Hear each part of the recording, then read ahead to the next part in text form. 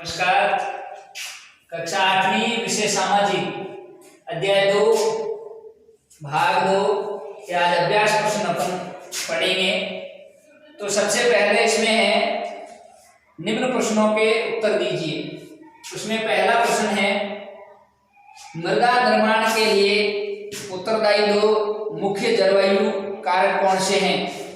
तो इसका उत्तर हो जाएगा मृदा निर्माण के लिए तापमान और वर्षा, यह दो ऐसे कारक है जो इसके लिए उत्तरदायी है और ये जलवायु कारक है। उसके बाद में इसका दूसरा प्रश्न है भूमि निम्नीकरण के कोई दो कार्य लिखिए। तो भूमि निम्नीकरण के दो कार्य, एक तो कृषि संबंधी कार्य और दूसरा है निर्माण कार्य। इनके कारण भूमि निम्नीकरण होता है। प्रश्न है तीसरा भूमि को महत्वपूर्ण संसाधन क्यों माना गया है। तो भूमि एक ऐसा संसाधन है, यहाँ पर खनन, कृषि, निर्माण, वानिकी, उद्योग तथा अनाज उत्पादन यह यहाँ से प्राप्त होता है तथा संपूर्ण प्रकार की आर्थिक क्रियाएं भी इस पर की जाती है। इसलिए पृथ्वी इसको भूमि को सबसे महत्वपूर्ण संसाधन कहा गया है, बताया गया है। प्रश्न चौथा है किन्हीं दो सोपानों के नाम बताइए जिन्हें सरकार ने पौधों और प्राणियों के संरक्षण के लिए आरंभ किया है। इसके लिए कोई दो लेना है, जिसमें आप राष्ट्रीय उद्यान है, वन्यजीव अभयारण्य है, जैविक पार्क है, आखेट निषिद्ध क्षेत्र है, शिकार पर प्रतिबंधित है, आरक्षित क्षेत्र है।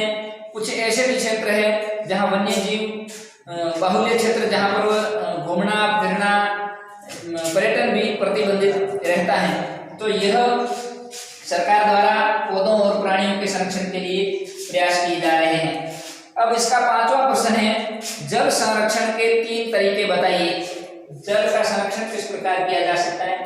तो इसका पहला है जल संरक्षण के लिए सिंचाई में एक तो फुहारा प्रणाली या ड्रिप प्रणाली, टपकन बूंद बूंद विधि, इसको अपनाना चाहिए। दूसरा है वृक्ष लगा करके भूमिगत जल के संचय में वृद्धि करना।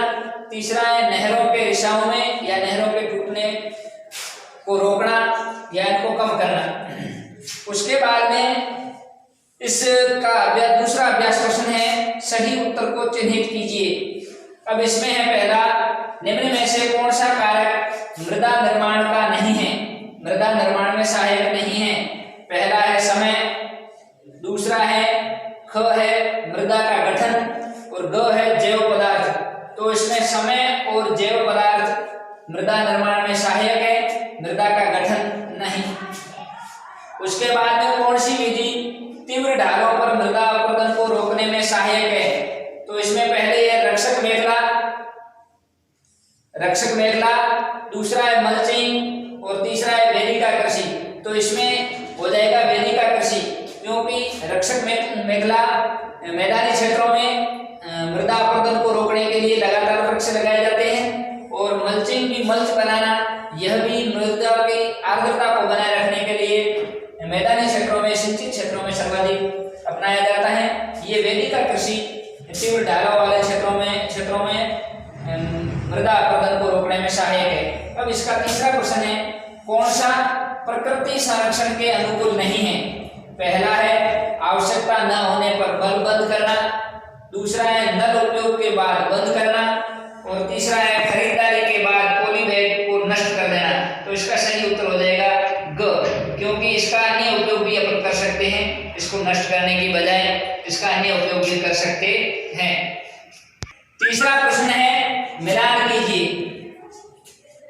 पहला है भूमि उपयोग, ख है ह्यूमस, ग है चट्टान बांध, घ है जैवमंडल। तो भूमि उपयोग तीसरे से मिलाएंगे, भूमि का उत्पादनकारी उपयोग भूमि उपयोग कहलाता है। दूसरा है ह्यूमस, इसको चौथे से मिलाएंगे, ऊपरी मृदा का निक्षेपित जैव पदार्थ। ग है चट्टान बांध, चट्टान बांध एक मृदा अपरदन को रोकने की विधि है। और चौथा है जैवमंडल, जैवमंडल स्थल मंडल, जल मंडल और वायुमंडल के बीच का एक जो संकरा क्षेत्र है उसको जैवमंडल कहते हैं। और ये समोच्च रेखीय जुताई इसका किसी के साथ कोई मिलान नहीं होगा। अब है प्रश्न चौथा, कथन में से सत्य और असत्य बताइए। तो पहला प्रश्न है इसका, भारत का गंगा ब्रह्मपुत्र का मैदान अत्यधिक आबाद प्रदेश है। तो यह कथन बिल्कुल सत्य है।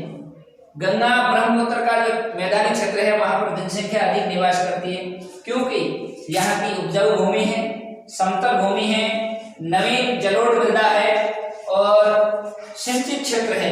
यह अधिक होने के कारण यहाँ पर जनसंख्या का निवास अधिक है। अब है इसका दूसरा प्रश्न है, भारत में प्रति व्यक्ति जल की उपलब्धता कम हो रही है। यह कथन भी सत्य है, क्योंकि वर्तमान में जनसंख्या तीव्र गति से बढ़ रही है।